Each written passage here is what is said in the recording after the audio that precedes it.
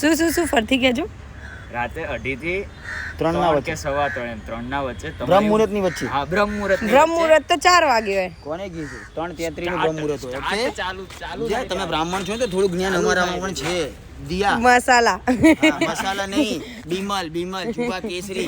एक मिनट तमें बोलन. अरे हमारे एक बात कर रही थी यार गाइस, ये बीच में इसके वीडियो खुद के अच्छे बना लेते हैं. मैं कुछ बोल रही थी, बोलो आप बोलो. બ્રહ્મ મુહૂર્ત ના સ્ટાર્ટિંગ માં એવું કહેવાય કે ત્યારે લક્ષ્મીજી બધાના ઘરે આવતા હોય. એ ટાઈમ માં જો જાતે ઊંઘ ખુલી તો એટલે આવવાનું છે. ઓકે.